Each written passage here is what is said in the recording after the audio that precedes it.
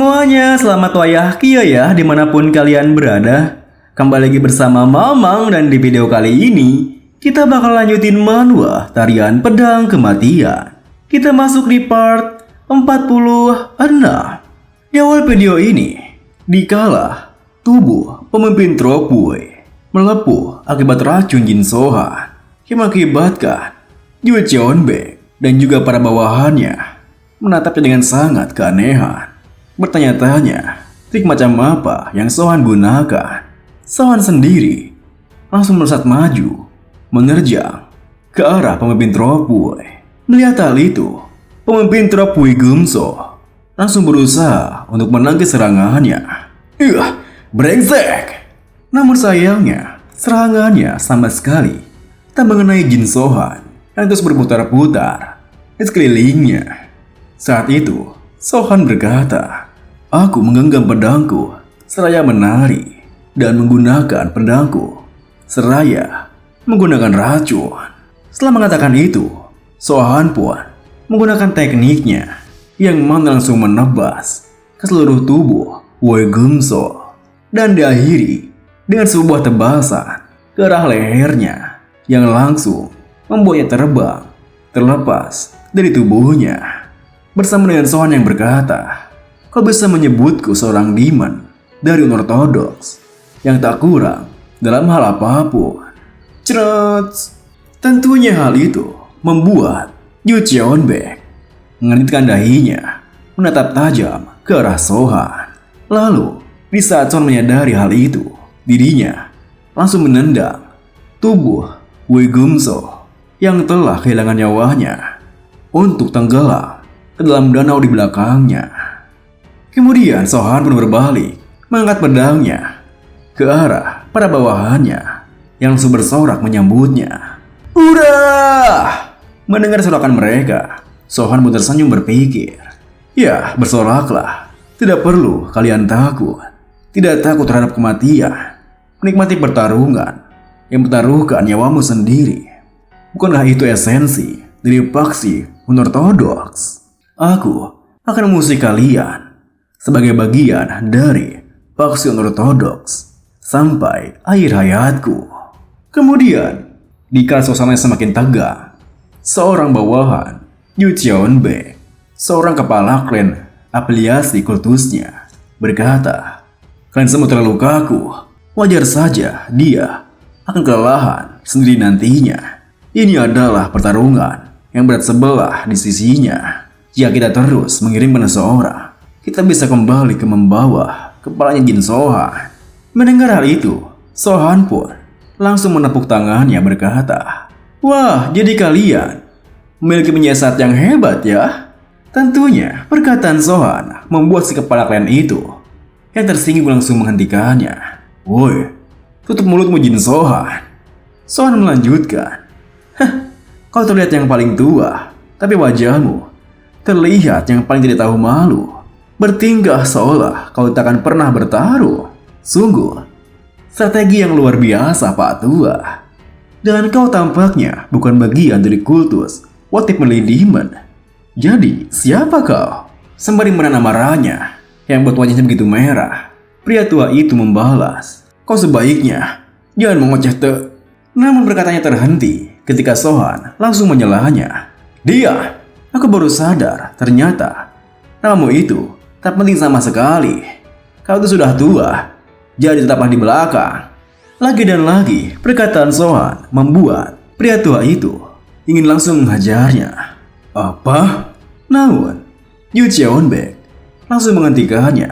"Lord Heavenly Wine, jangan sampai terhasut olehnya." Pak Tua Heavenly Wine pun menahan amarahnya membalas, "Kau pikir siapa yang terhasut?" Kemudian Sohan melanjutkan, "Lalu siapakah lawanku selanjutnya?" Di tengah perhatian semua orang tertuju padanya, Sohan kini melangkah ke arah patung tubuh Yu Cheonjin sembari menuturkan, "Mari kita melakukan seperti ini saja. Oke. Tuan muda ketiga, siapa yang akan menjadi lawanku selanjutnya?" Tentunya tingkah Sohan yang seperti itu memancing amarah Yu Cheonbaek dan juga Yu Cheonmu. Berani-beraninya kau juga membuat seorang bawahan kepala keluarga yang berafiliasi dengan kultus mereka, si rambut ungu, berpikir dia tidak berpura-pura bertingkah seperti orang gila saja. Dia itu memang orang gila. Lalu Sohan melanjutkan tingkahnya. Apa? Kau kira kakakmu bakal membalaskan sama adiknya? Cek cek cek. Mungkin karena kau batu ya, tapi kau benar-benar dungu. Mana mungkin dia akan begitu. Dia itu tak datang kemari sebagai kakakmu, tapi sebagai wakil kultusmu. Kau dengar? Tentunya tingkah Sohan pun yang gegar dugaan semua orang membuat para bawahannya, pemimpin faksi mereka, merasa kebingungan. Meski begitu, Siwo dan juga Yulsaeng hanya menghela napasnya karena merasa itu sudah biasa jika kesintingan dirinya kumat lagi. Kemudian Sohan pun menuturkan, apa? Begitu. Wakil pemimpin kultus, beginilah pendapat adikmu. Jika kau datang sebagai wakil pemimpin kultus, kau akan yang terakhir bertarung. Jadi cepatlah kirimkan bawahanmu yang berikutnya. Dan ngomong-ngomong, tempat ini adalah Danau Chongmei, adalah tempat di mana Sex Demon dan Great Demoness tewas. Sebagai bentuk hormat kepada mereka berdua, jangan kirimkan seorang pemimpin trup demonik yang masih pemula. Tentunya perkataan Sohan berhasil memancing amarah para pasukan kultus Wati Demon. Bisa-bisanya dia memandang rendah kultus kita seperti ini, hingga membuat seorang pria si rambut ungu berkata, Grand Lord, tolong pilih seorang. Aku tak bisa mendengarkan ini lagi. Mendengar hal itu, Yu Cheonbaek pun yang murka dengan sikapnya menatapnya sembari berpikir, Lord Heavenly Sword, kau mau saja sendiri sana. Namun tiba-tiba saja seorang pria bernama Gu Yangjung, tuan muda kedua penjaga Yu Cheonmu, melangkah maju berkata, Pemimpin, aku akan melawannya. Mendengar hal itu, Yu Cheonmu liriknya berkata, Penjaga Guyang, apa kau yakin? Dengan seriusnya, Gu Yangjung menimpali, Aku akan memotong setidaknya satu lengannya. Melihat kepercayaan dirinya, Yu Cheonmu berkata, Hati-hati, dia mahir menggunakan trik dan juga seni racun. Sebelum melangkah maju ke arah Jin Sohan, Gu Yangjung pun kini memberikan penghormatannya. Baik tuan muda, sampailah prestasi yang besar. Namun Sohan sendiri yang mendengar hal itu, yang telah menyatukan kedua senjata kembarnya, langsung mencemoohnya. Prestasi besar, sungguh menghibur. Gu Yangjung yang tak mampu menahan keamarahnya karena cemoohan itu, langsung mengambil pedang panjangnya dan menerjang ke arah Sohan. Jin Sohan, berhenti bicara!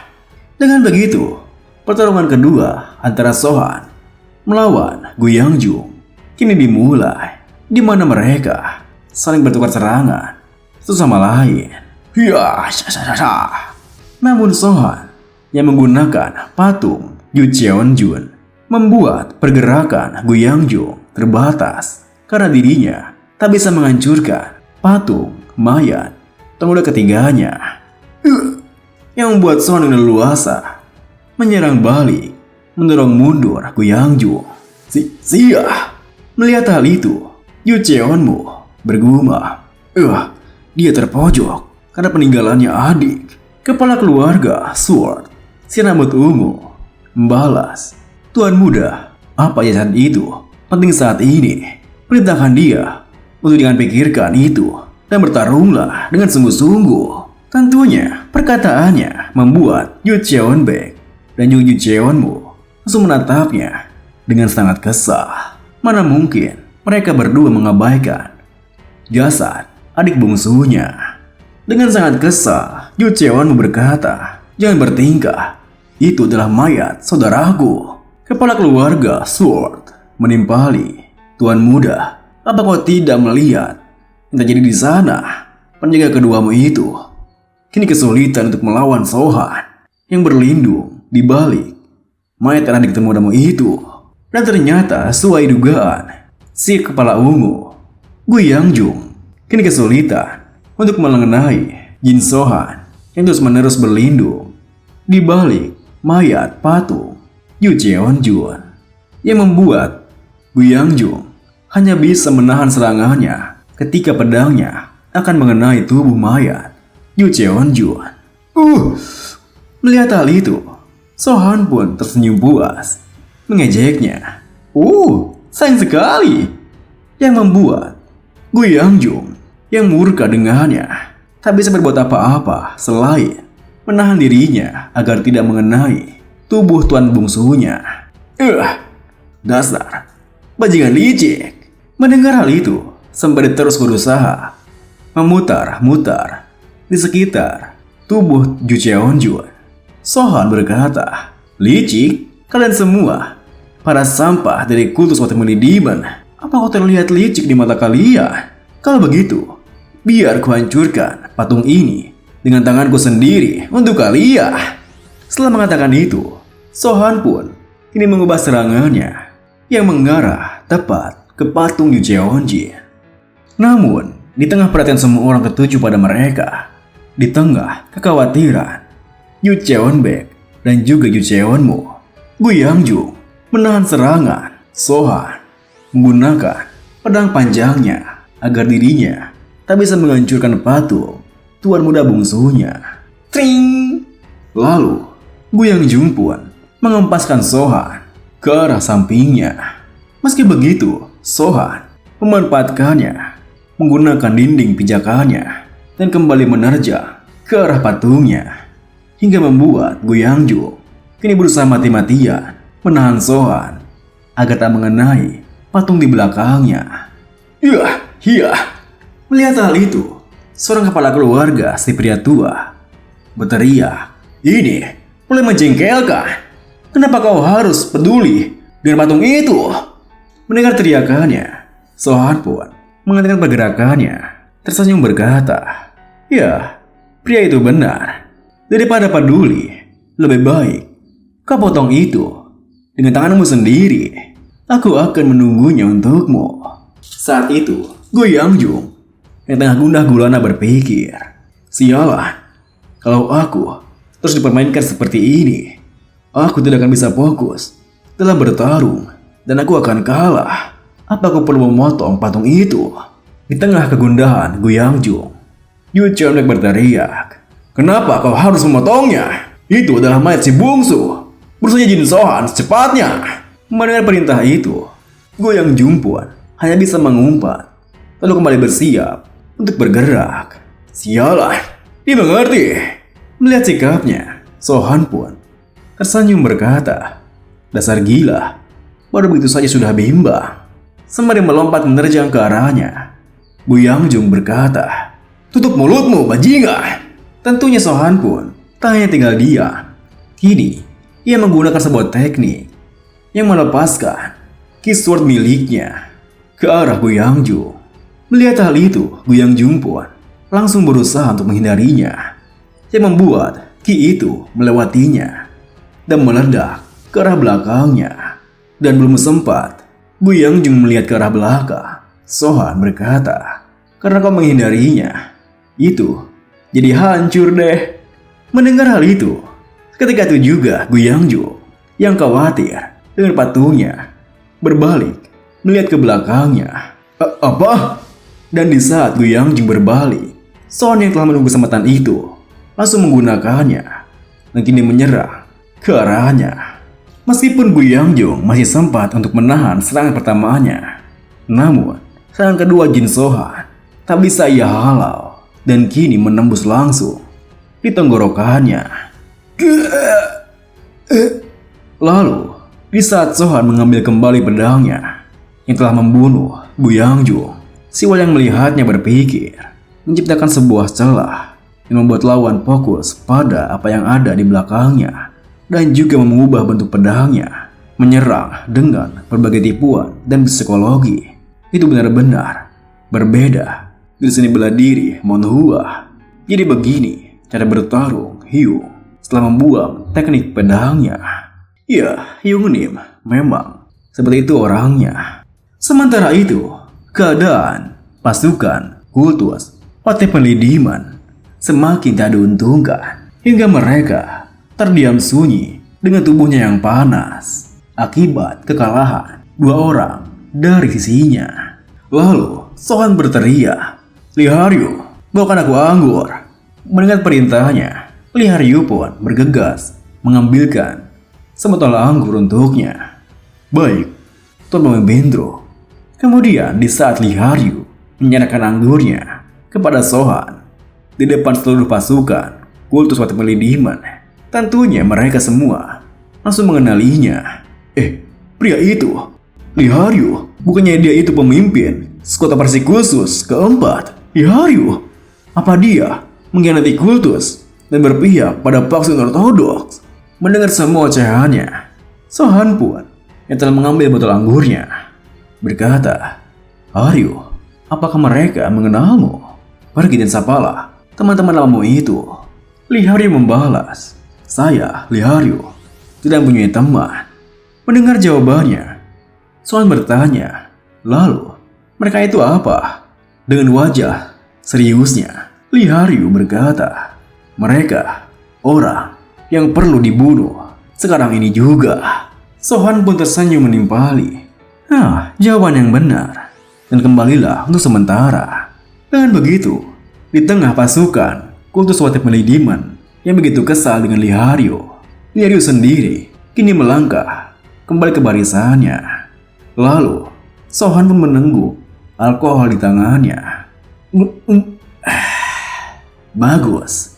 Namun setelah meminum alkohol itu, tiba-tiba saja mata Jin Sohan berubah semakin ungu, yang membuat para bawahannya merasa jika ada racun di dalam anggur yang dipegangnya. Meski begitu, Sohan kini mengancungkan botol anggurnya ke arah para pasukan kultus Wate Penlidiman. "Woi kalian yang haus, kemarilah." Mendengar teriakan itu, para ketua paksi bawahannya langsung berpikir, "Seni ilahi omong kosong milik pemimpin Drog." Hingga membuat Ilsaeng terkekeh berkata, "Apa mereka punya keberanian untuk meminum anggur yang pemimpin Drog minum?" Ketua Paksigo menimpali, "Aku juga berpikir begitu." Tawa girang Ilsaeng kini menggema di tengah suasana yang sangat hening, hingga membuat para pasukan kultus Penlidiman berpikir begitu kesal. Pada bajingan itu berani menghina kami, kultus Wate Penlidiman. Kemudian Sohan pun melanjutkan, "Ya sepertinya tidak ada kah? Kalau begitu akan kuhabiskan sisanya." Sembari menenggak alkohol sisanya, Sohan memperhatikan ke sekitarnya sembari berpikir, kalau pertarungan yang terjadi sampai sekarang mulai mengubah mood terhadap kami. Mulai sekarang aku perlu menghabisi kepalanya untuk mengurangi kekuatan keseluruhan mereka. Wakil pemimpin kultus Yu Cheonbaek, Yu Cheonmu, dan kedua kepala klan juga. Aku perlu membunuh lebih dari 1 orang dari keempat orang itu, supaya jika perang habis-habisan terjadi atau ketika Berserk Demon maju setelah aku, situasinya akan tetap menguntungkan bagi kami. Lalu setelah berpikir seperti itu, Sohan pun tersenyum menuturkan, "Woi wakil pemimpin kultus, bawa pulang mayat si buta ketiga itu." Tentunya perkataannya tak dijawab oleh Yu Cheonbaek yang kini hanya terdiam menatap ke arah Sohan dengan sangat tajam. Saat itu Ilsaeng yang melirik ke arah Sohan berpikir, wah, dia dengan cerdik memberikan perintah kepada Yu Cheonbaek. Tapi itu tetaplah sebuah penawaran yang sulit untuk ditolak. Astaga, dia benar-benar ahli dalam memancing amarah orang. Dan video ini pun diakhiri dengan berkebalikan dengan Sohan yang begitu santai dengan suasananya. Yu Cheonbaek sendiri terlihat sangat tegang dengan pilihan mana yang akan dia ambil. Jing jing. Terima kasih buat teman-teman semua yang udah nonton. Mohon maaf jika ada salah-salah kata atau pengucapan Mamang yang kurang jelas. Sampai jumpa di video berikutnya.